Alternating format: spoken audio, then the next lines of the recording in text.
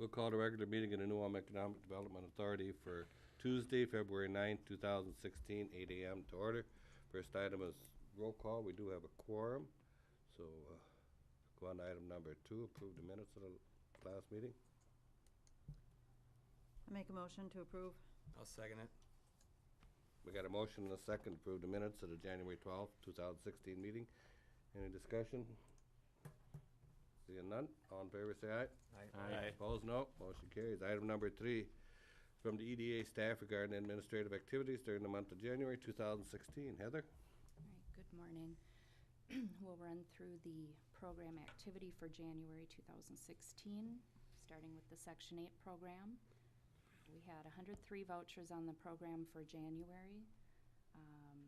Disbursements from HUD exceeded payments to landlords by $2,600. Administrative fee disbursements exceeded expenses by a little over $1,000. Note the unaudited balances on pages 3 and 4 of your report. And note on page 5, we dropped down to 97 vouchers as of February 1st with a waiting list of 79. Staff continues to issue new vouchers. I did have a call from my representative at the HUD field office wanting to make sure we're leasing using our money. So we're working on it. We just had a lot drop off in February, so we're going to have to work to get those numbers back up again. Moving on to the public housing program, note revenues have exceeded expenditures by about $3,200 so far this fiscal year. Broadway House is fully leased with 68 on the waiting list, and the family units are fully leased with 64 on the waiting list. Moving on to the EDA fund on page 10, note cash assets of just over $515,000 in that fund. We do have an interested party in one of the lots, Block 5, Lot 1, in the Milford Heights Affordable Housing Subdivision. They are working on finalizing their house design and will submit that to us for approval. The plan is if we approve their house design, they will move forward with a purchase agreement. So, fielding a lot of calls from that party. We have had some showings on the spec house that we have for sale, but no bites yet on that, and we will be proposing a new spec house later in the agenda. Moving on to the property rehab loan program, we have available funds of $348,824. There's been no new activity for several months in that fund. Rental properties on page 12 of your report, current cash assets of just under $68,000. And finishing with the Garden Terrace report, they have 84 units leased with 53 on the waiting list. I do believe she's got all but one spoken for at this time, so down to one vacancy currently. They had one turnover last month. They have no move-out notices pending for March. Any questions? Anybody have any questions for Heather? If not, entertain a motion. I'll move it. I'll second it. We got a motion and a second, accepting the report. Any more discussion? Seeing none, all in favor say aye. Aye. Opposed, no. Motion carries. Item 4A, consider motion authorizing payment of the public housing program claims. Anything we need to know special, Heather? Everything routine pretty well looks like? Yeah. I'll move it then. I'll second that. We got a motion and a second to accept the claims. Any more discussion? Seeing none, all in favor say aye. Aye. Opposed, no. Motion carries. 5A, consider authorizing the use of reserve for Garden Terrace funds for payment future special assessments of the Affordable Housing District. Okay. Reggie? Good morning, EDA Commission. Basically what we wanted to do was bring forth an issue that has come up. It's been noted that about 50% of that development is now built out, and when that happens, Normally the streets and so forth also get installed. Right now it's just gravel up there, as you know, so it'd be streets and sidewalks there this year. And so as part of this TIF district, what was planned was that the special assessments would be paid for those who are TIF eligible, and which we have been doing. But also, as you know, much of that is not built out, so we're actually picking up the TIF or the special assessments on those lots that aren't sold yet. So, you know, I assume that you've probably read most of this, so I don't want to go through it in too much detail, but some of the assumptions that was made at the start, first of all, this started in 2007. Of course, we all know what happened end of 2007 and 2008. And housing just kind of went bye-bye for a while. So, but it was expected that that would be pretty much built out within the first 5 years, which was just the bonds were sold with just interest for 5 years, and then a 10-year payoff after that. So, but at this time we only have 16 houses built on there of the 29 lots. We also thought that many of those lots that would be built on, we thought would not be TIF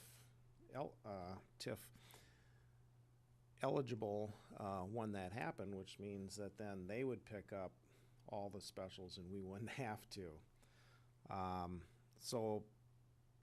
And then also one of the other things that happened, and this isn't something that happens very often, but it has happened one other time that I remember, but it was back in, I think, the late 90s. But the tax rules, the property tax rules changed. Well, you might recall in, I believe it was 2012, that the market value exclusion happened, which greatly changed things also. So because of that, we're receiving much less revenue also than what we would have been receiving. So so you take all that into account, and basically there's just not enough TIF there to really cover the specials now, almost, but for sure once we get the new specials for the streets and sidewalks, it's not going to take care of those either. So basically what it boils down to when you go through all this, the one revenue stream or pot of money that we have is some from the Garden Terrace. So we're basically asking to tap into the Garden Terrace to help cover the rest of those specials. And so forth. So is there any questions on that, or? So as the future lots are sold, then that money comes back in? And would it go back to Garden Terrace, or how would that work? I mean, I know there's money That would- there, but I guess that would be something that you would need to consider, I guess. You know, what happens to the lot sale proceeds that we receive. Right now, there's also, I think it's a $260,000 interfund loan from the city to the EDA to help purchase that land. So that would also need to be made up at some point there too, which was planned to be made through the lot sales. So What would the repayment plan look like from Garden, or from this back into the Garden Terrace account? Do we have maybe an annual decision on? there may not be a repayment back. May not be. So if we had a significant event at Garden Terrace, we might be in trouble. What do you mean by- Maybe, What do you mean but- by significant event? Yeah, A fire, and I know insurance would cover some of that, correct? sure. We're mainly looking at the income stream, though. I mean, we're using Right. the income from Garden Terrace. So, I Right. mean, the income stream would be, disrupted if something like that happened. Right. Is there a separate maintenance reserve for Garden Terrace outside of this cash, or? Not really outside of that cash, but that is part of the reserves. Lloyd Management, who manages it for us, does recommend about 6,000 per unit, which we currently have in Garden Terrace 1. I think that works out to about 315,000. I think cash was 330,000 right now. So even though we've paid off those loans for Garden Terrace 1 and 2, those are debt free. So we paid off all those loans early, so there is cash flow there to be able to handle this, I believe. Now, the number in there, the 780,000, are the special assessments paid over a period of time? I mean, so what is our annual draw out of Garden Terrace projected at? I guess we really don't have any projections right now. What was the estimate of, I think it was 780,000 for streets Well, Yeah, it's that's what's basically, for the total? EDA has, I think, three choices, okay? They could say, Garden Terrace Fund, we're gonna pay all $780,000. If we've got it, we're just gonna pay that expense and we're Upfront. done. Upfront, no interest, finished. You could just pay over 10 years, and as noted, the first year would be about $100,000, and the 10th year would be about $80,000. So when you've got about $550,000 a year coming in from Garden Terrace, paying it off so much a year is not a real big burden. You still got a fairly decent cushion of $450,000 should something happen. So not the end of the world. The other thing that you could consider would be a partial Plan A and partial Plan B, and that is on those lots that are TIF eligible, you're going to have to pay those. On those empty lots, the question is still there: will we or won't we? So you could put the empty lots on the 10-year, payment plan, and you could pay off the lots that have homes on them that are TIF eligible already, and just save the interest. Because you're probably talking, $20,000 the first year, and it'll go down to zero in year 10, or close to zero. But I guess my point is that, if you want to save as much as you can, you may want to pay off the 16 lots that have homes on them and then just pay over 10 years on the empty lots. Just because, somebody could buy a lot and they're not TIF eligible, and they've got to pay the assessments. So at least you'd have that, you're not paying it off right away. So that's how we kind of set it up. There's adequate funds coming in every year from Garden Terrace that you could, really not, you'll feel it, but it's reasonable to draw off that, and it's not going to hurt you substantially. Now, the original plan, was to have this subdivision pay in its own way, and obviously through many issues, it's not going to do that. So it's a liability, and it's an expense on the EDA's part, and the only revenue stream that the EDA has is Garden Terrace. So it's really probably a good thing, we have this, or else we would really be in, financial difficulties on this. So in the big scheme of things, it's we need to find a revenue source to pay that debt off, and we can pay it off partially up front, or we can pay it off over 10 years and just deal with it that way. And there's no, quote, prepayment penalty even on if we No. finance them over the 10 years. So No. I'm just looking at our reserves in Garden Terrace that I don't want to deplete them. I don't mind paying it off all up front if we have the cash there, but I guess my opinion would be, you know, if we have excess reserves in Garden Terrace, we can always, kinda like what we did with the debt on Garden Terrace, say, you know, we've got 800,000, let's put 500 on this and just be done with it. So. And generally, what would happen is the work would actually be done this year. The public hearing on those special assessments would be held in 2017. So that first payment wouldn't actually happen till the end of 2017, so. Which we're gonna build up our reserves between now and then. During that period of time. I guess what I would favor is paying off as much as we can with our reserves and still keep a certain portion there, because what we're getting for interest on our reserves versus our interest on a Absolutely. loan would be a heck of a difference, I'm sure. So it'd be smart to pay off as much as we can. So we're bringing this up now, but we don't really need to make the decision probably for a year, correct? Well, yeah, I mean, the idea is we have to have a plan. You have to have a plan, I understand that. We know but- what's coming.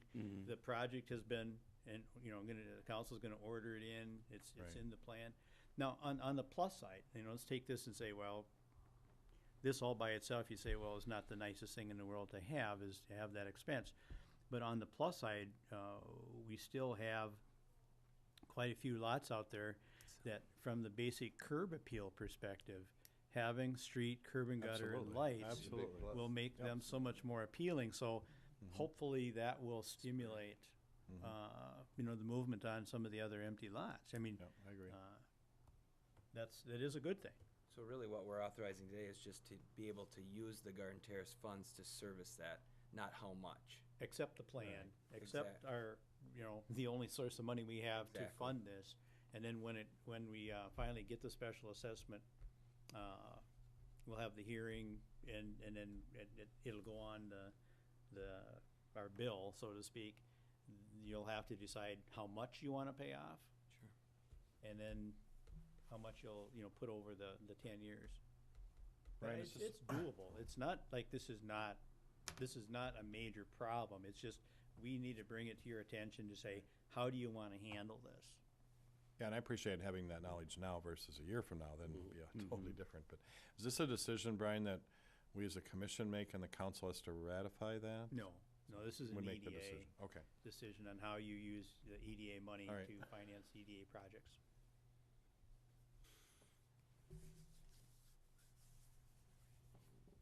All right, so we just need a motion to use reserves? Is that what we would go for? Yes. And that amount to be determined later? I'd make the motion. I'll second it. We got a motion and a second. Any more discussion? Seeing none, all in favor say aye. Aye. Opposed, no. Motion carries. Item 5B, consider motion accepting quotes, authorized construction of special, or speculative house on Lot 3, Block 3, Milford Heights, First Edition. Heather? All right, as you can see on the report, sealed quotes for this project were accepted on January 15th for construction of a spec house on Lot 3, Block 3, Milford Heights. The city building official's office will act as the general contractor, as we've done on several homes in the past. The quotes were solicited for the following trades, and you can see the low quotes listed there for carpentry, materials, excavation and masonry, HVAC, plumbing, and electric, totaling just over $120,000. And then on top of that, we add in another $10,000 for allowances, $7,900 for miscellaneous expenses, and a 3% contingency. So come up with a total construction budget of about $142,000 is what we're asking for. Looking at that, at the cost to build the house, we're estimating a sale price of approximately $159,900 for the finished house. That will be set later once the expenses have come in, and we can more accurately calculate that. But that's our rough estimate at this time based on the information we have. So just looking to get approval to move forward with the construction of the house, if that's what the board so chooses to do. Question. In the Yes. past, we were provided all the quotes, how come we aren't this time? You know, Well, we just got the low ones, which is fine, I mean, but were we? Did we I've seen 'em in present the all past. of I think so, yeah. Oh. Apologize, I kind of followed along with the former action sheet. I can tell you that many of the trades, only one bid was received. I think we did receive an additional carpentry bid, and it was significantly higher by about, I want to say about 10,000 if my memory serves. And that was received from Mike Kroll Construction. So Al Paler was significantly lower there. But otherwise, there was only one material bid. There was only one excavation and masonry bid received. HVAC, plumbing, and electric, those were the only bids received. So, I guess where I'm coming from is just curious if we put them out to everybody and make sure that, you know, kind of nice to know if people are interested in bidding them or not, I guess, is all. yeah. Yeah, I think based on, conversations we had with Jason, everybody's busy Okay. and there's, they're just not clamoring, for the work. I talked to a masonry, guy, and he's going, I'm working all winter long, and it's not typically what's Just- been happening. Just seems weird, you know, coming a spring project that we would be not having a lot of interest is all, So I we're- guess. There was really one building bid, right? Is that what you're saying? There was one Materials? building material bid? Yes. Wow. And usually we get one from Design Home, but they didn't. Oh, no, I apologize. No, they did submit a bid, and they were close, but Pullman was lower. Okay. So I can't remember how were the bids last fall. Are they similar? Well, the Total? way we bid it last Or is it fall different? So was, apples, oranges? we were bidding for a contractor to take on the project and take care of all the subcontracting Okay. and act as general contractor, and that came in, we would have had a sale price, I think, in the low 170s, and we rejected that bid and decided to go back to the old way where our building official staff acts as the general contractor, because that does, you can see, keep our costs down by about, well, I mean, that and taking our own subcontractor bids came in about 10,000 less than the way we bid it last time. Okay. Southwest Housing Partnership had mentioned last time that when we got that like 170 number, that they'd be really happy if they could get that kind of number. So, that's Pipestone area. They're not getting any lower prices than we are. And of course, us being the general contractor is helping us out. Also, if you've had an opportunity to look at the city of St. Peter, EDA is working on an affordable housing subdivision, and they're setting the developer that's going to do it. They're setting the price at $250,000 for an affordable house. How's that Some affordable? areas that's affordable, and in some areas it's not. So, if we can get it down to 160, that's That's good. Heather, that's better than some places. what do we kind of budget for a lot price then? I don't see that in the numbers. Unless I'm missing Don't it. have that in there. I know that we had half of the lots up there slated for EDA to build the house on, and I think I budget 12,500 Okay. for the lot. The actual cost of the land is about 6,700. But I believe 12,500 is what's budgeted Okay. into the cost.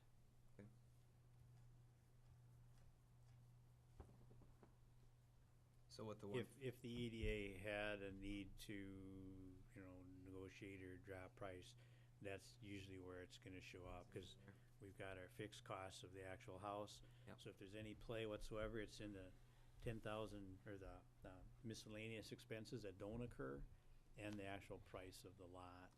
Mhm. We had anticipated,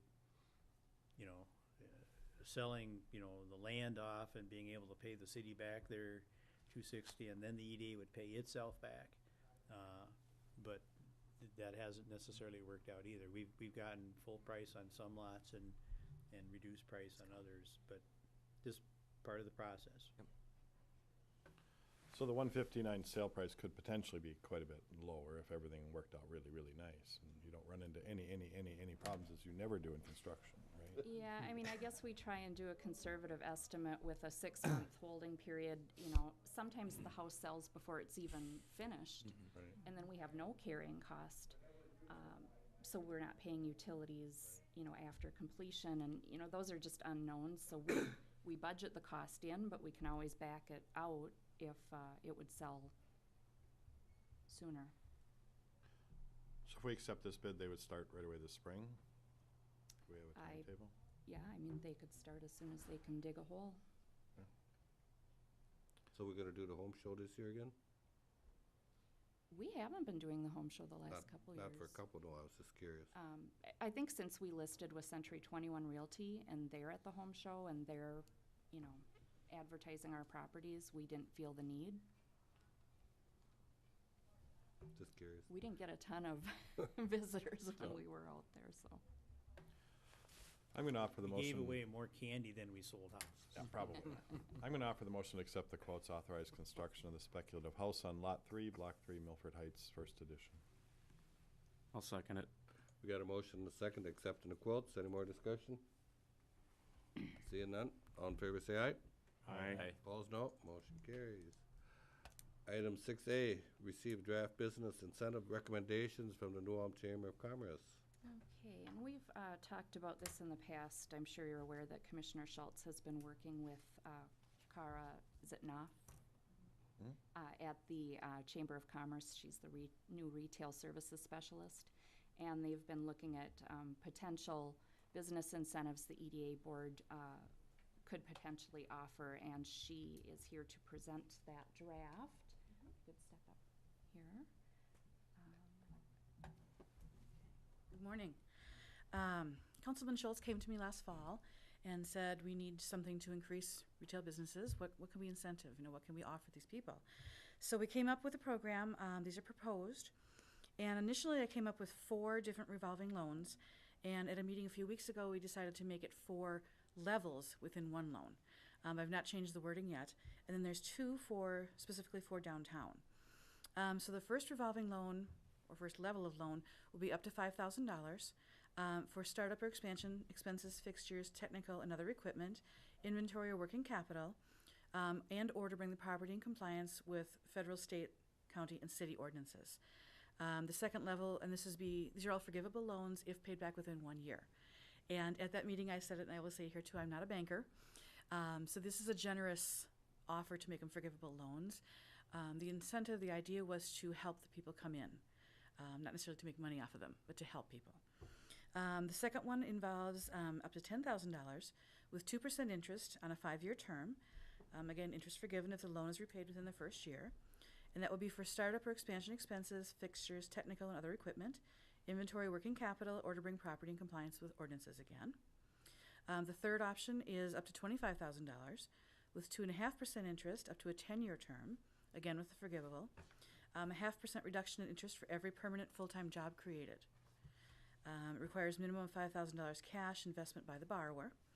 And that will be for land, building acquisition, construction, remodel, and again to bring property in compliance with code. And then level 4 would be up to $50,000 at 3% interest for a 20-year term. 0.5% reduction in interest for every permanent full-time job created, and requires a 10% or $10,000 investment by the borrower. And again, that would be for land, building acquisition, construction, remodel, and to bring the property into code.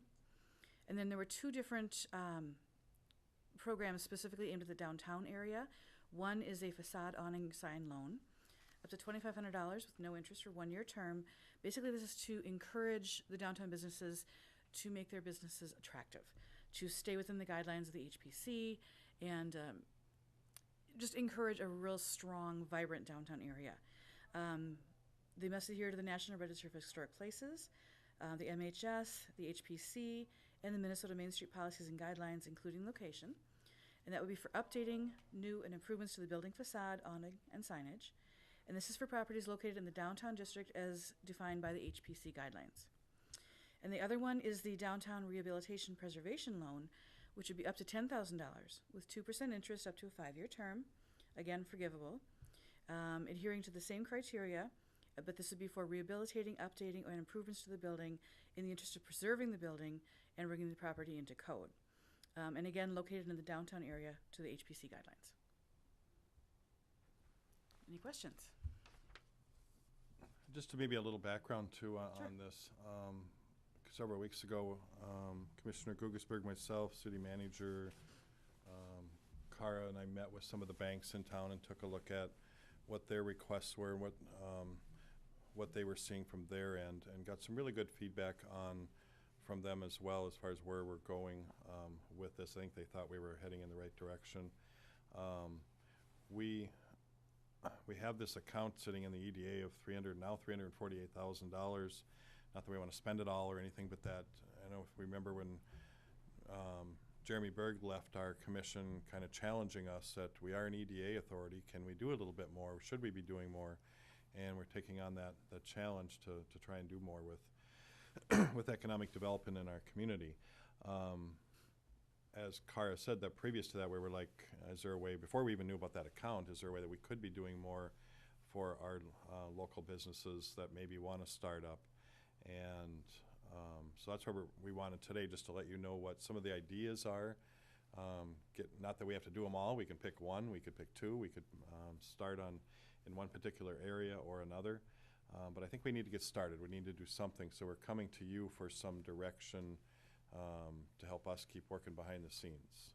So that's kind of the purpose of. And then we did talk about maybe Dave talking a bit about what is available through the city as well. So I don't know if Dave, you want to do that?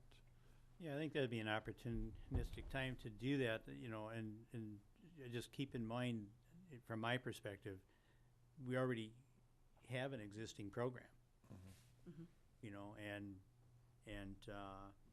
Existing program that nobody uses or very seldom is used or accessed. Well, true, but if nobody knocks on the banker's door and say, I want to use that, is that the program's fault, you know? As my understanding, the banks are aware of the existing program, and we can have Dave come up and explain how the EDA's economic development fits in with the overall economic development programs that we currently have. And then he can also explain what the existing program, what it does.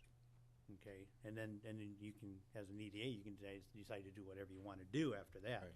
But I think you need to know what we currently are doing also. Well, and I think there was some discussion with the bankers that the bankers maybe knew of the programs, but did the general public know of the programs that do they need to know about? So it might be an advertising issue, it might be a publicity issue too.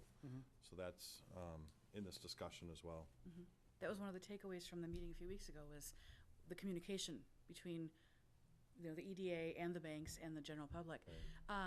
Just to kind of put a face to the issue, I'm doing a Start Smart new business seminar at the library. It's a 4-week seminar series for people who want to start new businesses.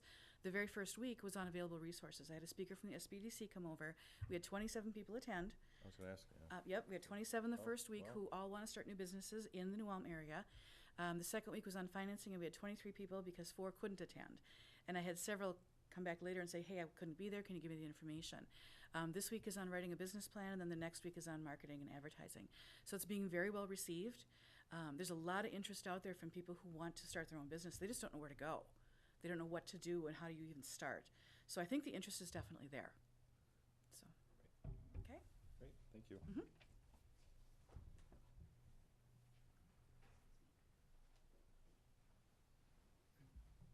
Good morning. My name is Dave Schnobrick, and I serve as the city's Community Development Director. And with Tom McCauley leaving in 2011 and his position not being filled, I inherited the administrative responsibilities for the EDA loan program. We'll kind of set that program aside for now, and I'd like to talk a little bit about 5 other programs that the City of New Ulm offers. And these are all revolving loan funds with one exception. The first one is the city's original revolving loan fund that was established in the mid-1980s. The purpose of that fund is to provide financing for existing and new businesses.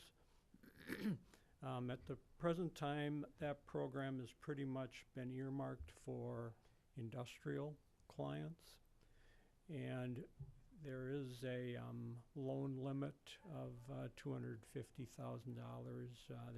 There was one exception to that limit, but again, that money is kind of for industrial purposes.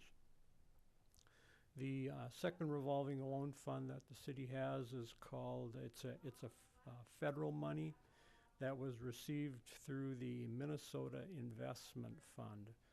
And you're going to hear this term MIF, M-I-F. And recently with the CRAFT project, you may have seen reference to the MIF initials. The purpose of that program is to encourage economic development by supplementing conventional financing for new and existing businesses. The key term, though, when you look at that particular revolving loan fund is federal. And because it's federal money, federal requirements, federal regulations follow that money. And so from an administrative standpoint, it takes a significant amount of administrative effort to utilize these funds. Third program that we have is a small cities development program. It is money that the city is receiving back from the small cities development program that was operated in the downtown area. And those activities had to do with residential and commercial development. I believe we started in 2009, and it continued for a 2-year time period. A portion of the funding that was made available to downtown businesses was in the form of loans and those repayments have been coming back. So there is a small balance at this point in time. Again, this is federal money, so there are federal regulations and responsibilities that come with that. And this is pretty much limited, this fund, to being used in the downtown area for the same types of activities. The fourth fund that we have is the state MIF fund. This particular fund has the money from it originally came directly from the state of Minnesota. It's not federal money that came through the state, but it was state funding. Again, there are state requirements and regulations that follow that funding, but there's a little bit more latitude and flexibility in the use of those funds. The state MIF money came from AMPI. The federal MIF money came from Palm Beach Marine Craft. So there were loans that were made to those businesses, and as they were paid back, sometimes sometimes a portion of that money was retained by the city. The final fund that we have, and it's really not a revolving loan fund, is a program offered by our Heritage Preservation Commission. It's a signage and awning grant program, and it utilizes funding that the HPC has received from the City Council in their annual budget allocation. It can be used to add or replace signage and awnings in the downtown commercial district. The program allows a maximum grant of $2,000, but with a total amount to be spent of $4,000 per request. So it's a 50-50 type of program where the owner, the tenant, pays 50% of the cost, and this fund will pay the remaining 50% up to a $2,000 cap. Now, obviously, your expenses could exceed that, but then the owner would bear any additional cost. So that's a real rough explanation of the current programs that we have. Any questions? EDA. Okay, the EDA program originated in June of 1986, and it's gone through several modifications since that time. At one time it was exclusively residential, then it was residential and commercial. At one time it was commercial in the downtown area only. And the most recent change is that now it is commercial throughout, you know, the corporate limits of the city. Owners and tenants are eligible. Obviously, in a tenant situation, the owner is going to have to sign off on the loan request because ultimately the mortgage is going to run with the property. The purpose of that program is rehabilitation projects, including interior remodeling, handicap accessibility, exterior facade improvements, utility services, energy conservation improvements, and then items associated with health, safety, and building code compliance. One of the approaches that, or one of the decisions that was made back early on is that the then Housing and Redevelopment Authority wanted a program that dealt with fixed assets. They didn't want to be funding activities where potentially the product or the improvements that were made can leave the property. So it was always on something that's going to remain in place. Loan terms, maximum of $25,000 in matching funds. Should note that this program works cooperatively with a local bank, so any local bank can participate with this program. We will provide $25,000. The bank would then have to provide $25,000. So it's a 50-50 match. The EDA's money is made available at an interest rate of 2%, 10-year term. The nice thing about this particular program is that the bank handles the initial application process. They do the credit analysis. They prepare the necessary documents. And then, you know, we do a review, you know, of the application. We'll take a look at the project to make sure that it qualifies. And then we start the repayment process upon the completion of the project. So it works out real nice at least from a staff standpoint. Plus, banks are doing what they do well, which is, you know, handle loans.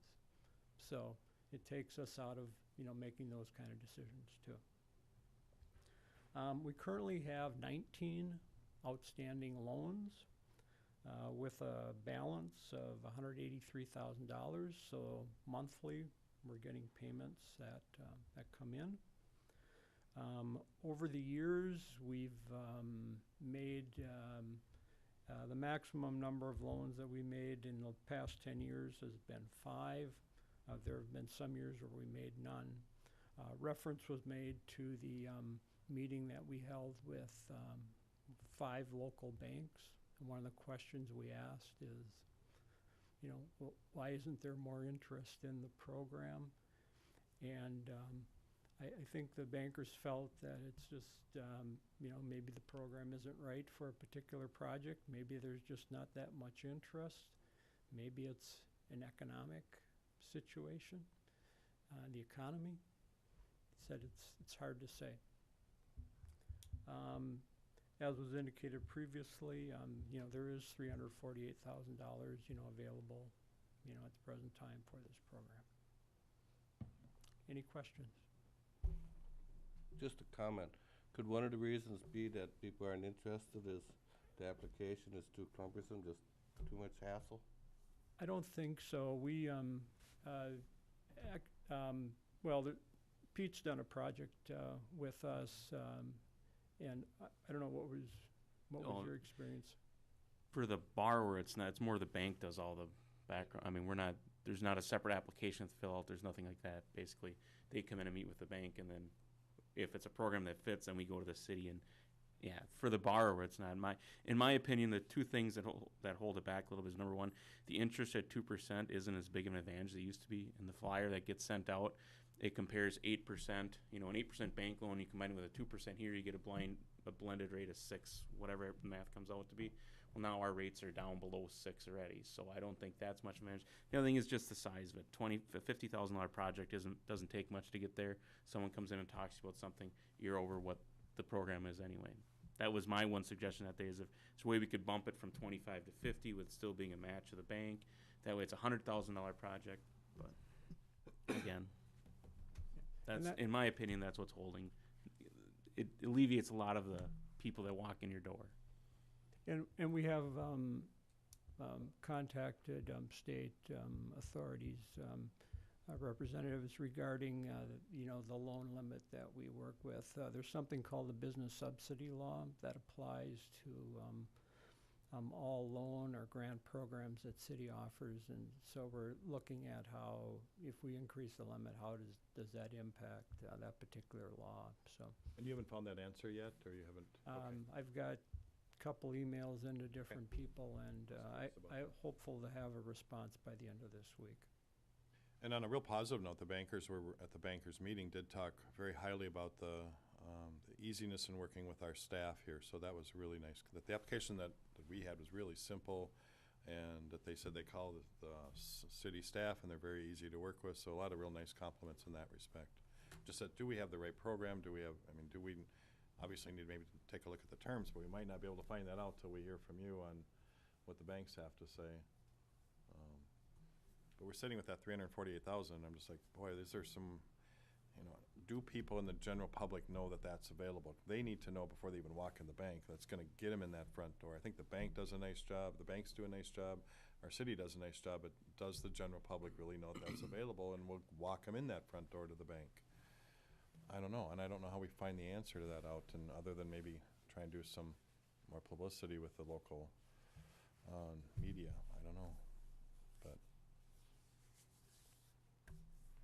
Well, I think in the interest of, not duplicating and, not having 20 different programs for just specific little items, like if you want a red door, you qualify for this loan. If you want a green door, so from my perspective, I think it's okay to have,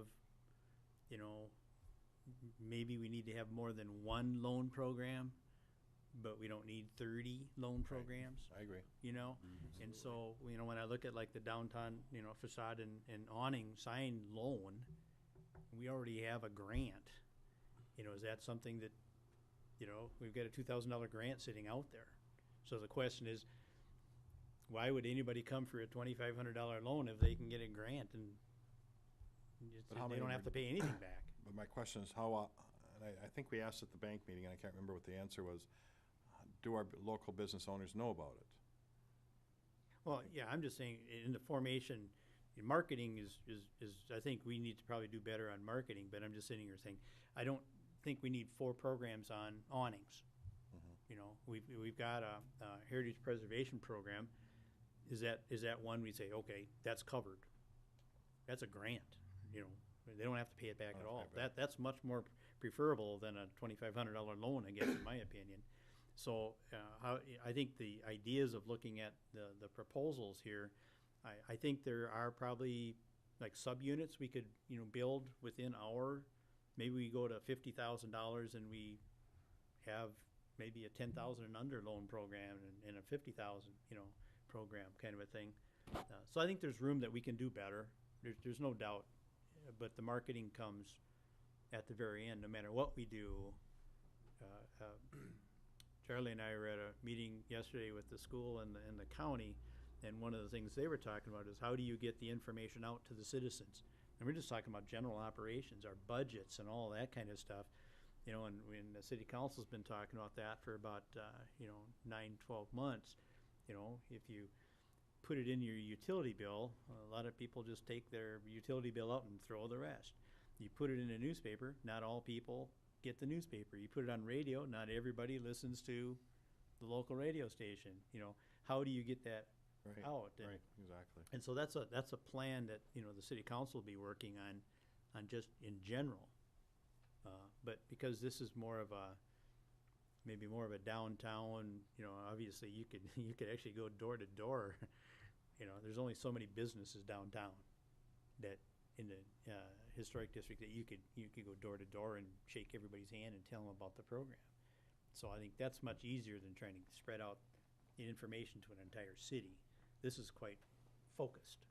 Well, this is something that the chamber, I would think, could do to sell the program, is because they're dealing with all the businesses and stuff, so in their newsletters and stuff, they should probably inform people what is available, that would help a lot too.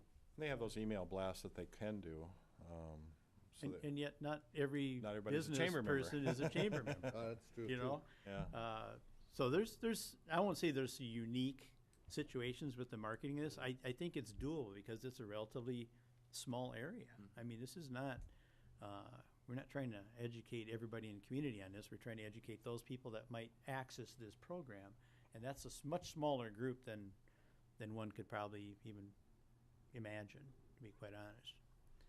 In order to, a recommendation that I might have for this morning might be to form a subcommittee that could have several of us, Cara, Dave, just take a little bit more look at this and make some recommendations and just keep this moving and not let it just sit somewhere and a year from now we're still talking about it. So I'd be willing to volunteer for that committee, and I'd like to, I think we need at least 2 from this group as well as our folks sitting in the back, but I could do it. I'd be fine we'll do doing it. it. Good. Do you want any more than that? Anybody else have a strong interest? I could help out if needed and see what comes of it if you Okay. need. Thank you.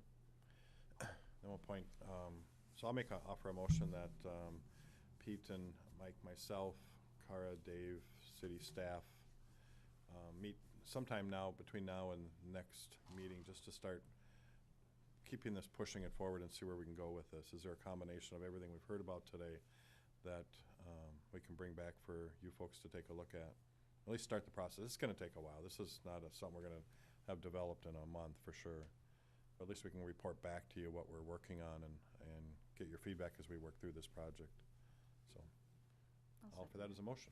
I'll second that. Okay, we got a motion and a second. Any more discussion on it? Seeing none, all in favor say aye.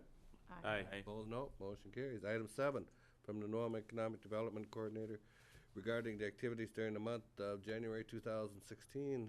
I'm sure you all read it, so looked like you had a busy month. There was some discussion that now that we've moved to 8 o'clock, does he know that we now at 8 o'clock, and can he attend these particular meetings? He should be aware he gets the emails, same emails everyone else gets. Cara, I'm sure, can tell him if she sits next door to him. I'd like him to be at these meetings if he can. Apparently there was an old conflict and he couldn't come at 7:30. I don't know if there's a conflict now that it's at 8 o'clock. It'd be nice for him to be here.